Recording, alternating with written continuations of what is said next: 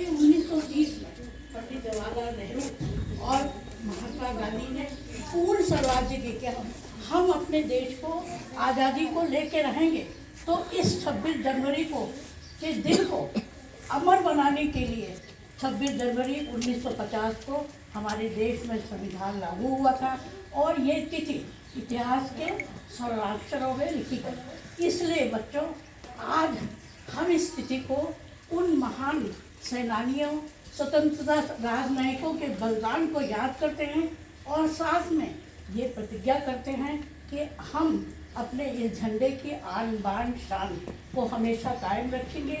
आज हमारे वर्तमान प्रधानमंत्री मोदी जी हर लड़की, हर को आगे बढ़ने की प्रेरणा दे रहे हैं और शायद उन्हीं की वजह से आज हमारे यहाँ हर लड़की जो जिन जगहों पे लड़कों का अधिकार था वहाँ तक लड़कियाँ हवाई जहाज भी उड़ा रही हैं, चाहे ट्रेन चलाना, हर क्षेत्र में आगे बढ़ रही है। और हमारी जो महामहिम जो राष्ट्रपति हैं उनकी सुरक्षा में भी आज लड़कियां ही, तीनों सेनाएं की लड़कियां ही उसमें शामिल हैं।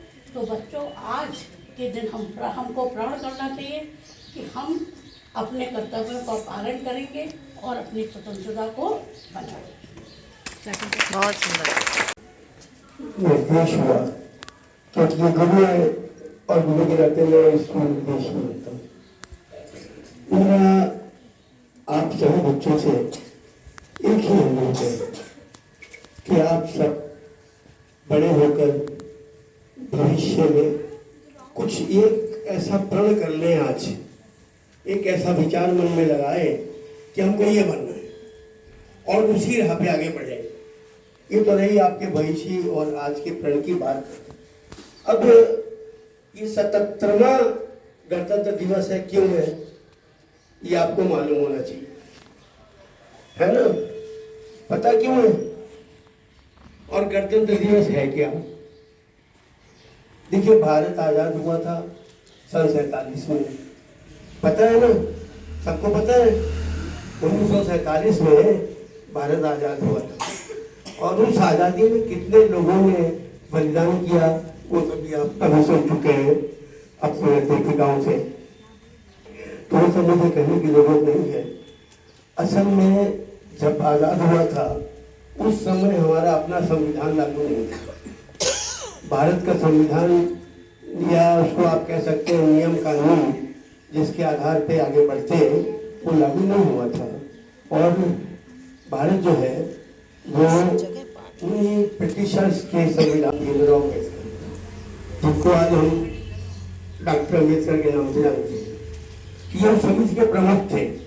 हम कहते हैं कि उन्होंने पूरा संविधान लिखा, उनके निर्देशन में संविधान बना, ये ठीक है, लेकिन वो पूरी समिति थी जिसने दिसंबर 1949 में उस प्राविधानों में जो भी संशोधन करने के बाद जो फाइनल लिस्ट बनी थी बायलॉज की, नियमों की, संविधानों की, उस पर उन्होंने हस्ताक्षर किए थे और उसके बाद 26 जनवरी को ये लागू किया गया था 1950 में।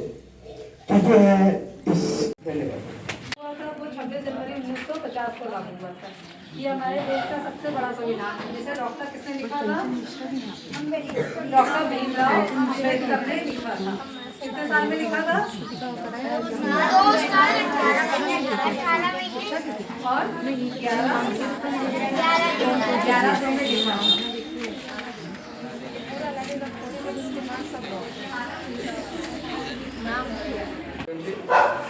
सभी लोग दोहराइएगा इसको। ठीक है, टाइम 11:30 बोल कुछ इस तरह से, जो देते लहू वतन को, जो महका दे उपवन को। गाइए सब लोग, जो देते लहू वतन को, जो महका दे उपवन को, ने 100 सलाम मेरे देश का, शत प्रणाम मेरे देश का। जो देते लहू वतन को, जो महका दे उपवन को, ने 100 सलाम मेरे देश का, शत प्रणाम मेरे देश का, शत प्रणाम मेरे देश का। बोली भारत माता की जय। माता की, भारत माता की।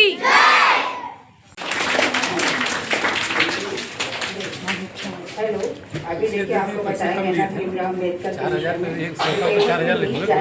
जिस वजह को समान रूप से समान जैसे कि अभी भैया ने बताया कि जिस कुएं से सब लोग पानी पीते थे उससे उनको पानी पीने को नहीं मिलता। लेकिन अगर इस समय अगर ऐसे ही संभव था तो क्या हवा को भी कोई रोक सकता था?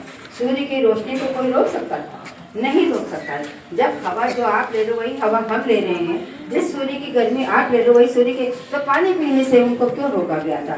यही उनकी उस समय के लोगों की मानसिकता थी बस।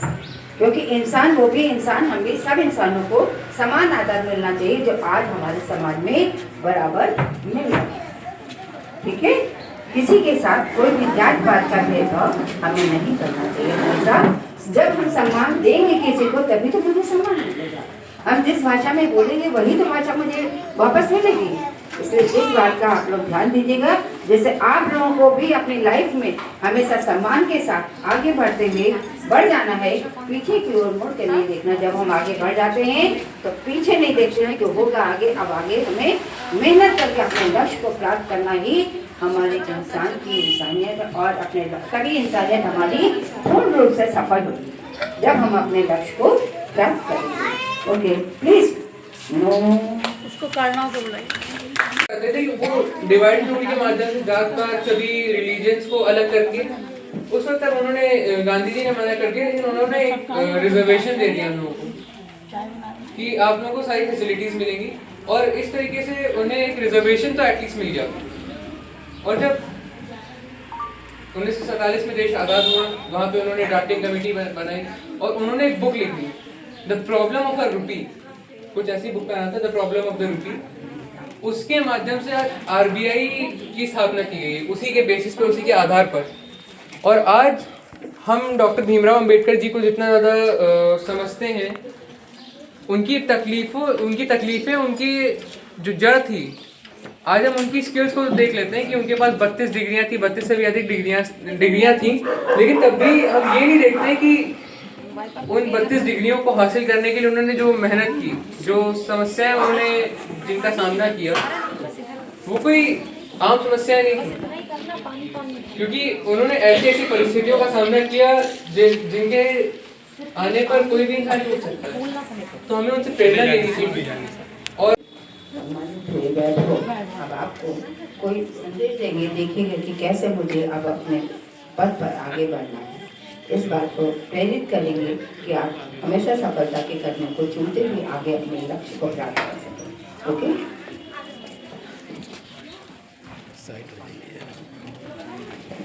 सबसे पहले तो सभी बच्चों को गणतंत्र दिवस की हार्दिक शुभकामनाएं। और मेरे साथ एक जोरदार नारा दीजिए, बोले भारत माता की, भारत माता की। यही जोश होना चाहिए। तो सबसे पहले 26 जनवरी के बारे में कुछ बात कर लेते हैं। आज के दिन क्या हुआ था और बेसिक सा क्वेश्चन है, आज के दिन हमारे देश का संविधान लागू हुआ था। तो किसने लागू किया था? डॉक्टर भीमराव अम्बेडकर ने तो लागू किया था, लेकिन उनकी एक अलग कमेटी थी। उस कमेटी का नाम था ड्राफ्टिंग कमेटी, जिसके भीमराव अम्बेडकर जी चेयरमैन थे। और उन्होंने जैसे कि बताया गया 2 साल 11 महीने और 18 दिन का समय लगा करके इन्होंने संविधान को तैयार किया गया था। और 26 नवंबर 1949 यानी 26 नवंबर 1949 को हमारे संविधान बन करके तैयार हुआ था और इसे अपनाया गया था। लेकिन इसे लागू 26 जनवरी को सिर्फ इसलिए किया गया था क्योंकि जैसा कि बताया गया, भारतीय राष्ट्रीय कांग्रेस का 1930 के लाहौर सेशन, जहाँ पर ये पूर्ण स्वराज की मांग करी गई थी, यहाँ पे महात्मा गांधी, जवाहरलाल नेहरू जी, सभी उस वक्त के फॉर्मर मेंबर्स ने ये डिसाइड किया था, सदस्यों ने ये निर्णय लिया था कि हम भारत को एक पूर्ण स्वराज बनाएंगे, परंतु हमें आज़ादी कब मिली? 15 अगस्त 1947। तो इस दिनांक की गौरव गरिमा को बनाए रखने के लिए हमने ये डिसाइड किया, हमने निर्णय लिया कि हम 26 जनवरी को ही संविधान को लागू करेंगे। और कुछ डॉक्टर भीमराव अंबेडकर के जीवन के बारे में कुछ बात हो जाए। कौन कौन जानता है डॉक्टर भीमराव अम्बेडकर के बारे में? बच्चे हाथ उठा रहे हैं। कौन थे वो?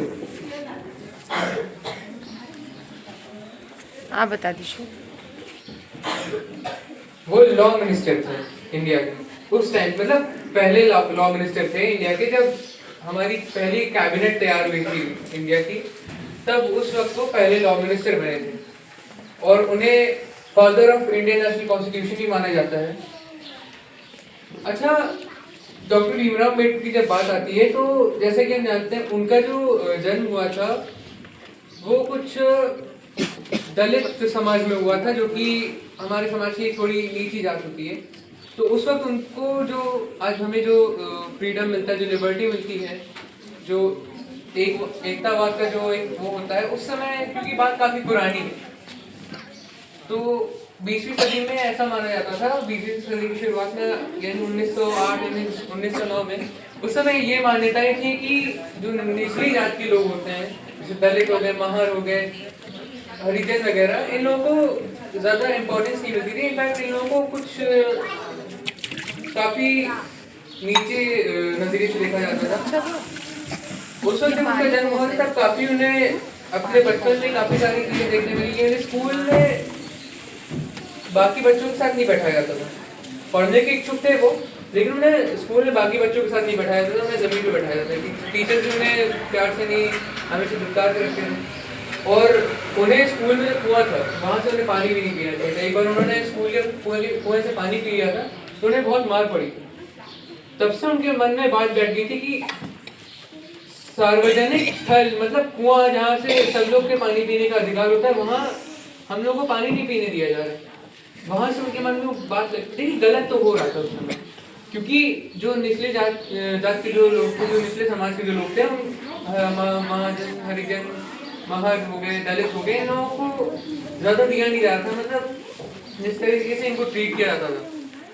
और उस समय उन्होंने कई सारे सत्याग्रह चलाए और कई आंदोलनों के माध्यम से डॉक्टर भीमराव अम्बेडकर जी ने जब पढ़ करके विदेश से वापस आए, पहले मुंबई गए, वहाँ से उन्होंने कई सारी डिग्रियाँ हासिल करने के बाद जब वो वापस आए तो उस वक्त ऐसा था कि तब भी उन्हें एक बहुत ऊंची पदवी पर बैठे हुए थे, तब भी उन्हें कुछ खास इंपॉर्टेंस नहीं मिलती थी। जो सरकारी प्यून होता है वो तब उन्हें फाइल फेंक के देता था, ये सोचते थे कि नीची जाति का भले ऊंची पद पे बैठा हुआ है लेकिन है ही नीची ही जात का। उस वक्त जैसे परिस्थितियां थी कि मतलब मेरी जो स्किल्स हैं, मेरी जो क्षमताएं, उन्हें ना देख करके मैं किस जात में जन्मा हूँ ये देखा जा रहा है। वहां से उन्होंने ये रिफॉर्म स्टार्ट किए, दलितों के लिए कुएं बनवाए जहाँ से वो पानी पी सकते थे। और उस वक्त उन्होंने कम्युनल इलेक्टोरेट की मांग की थी, लेकिन वहां पे गांधी जी अड़ गए। उन्होंने बोला कि मैं कम्युनल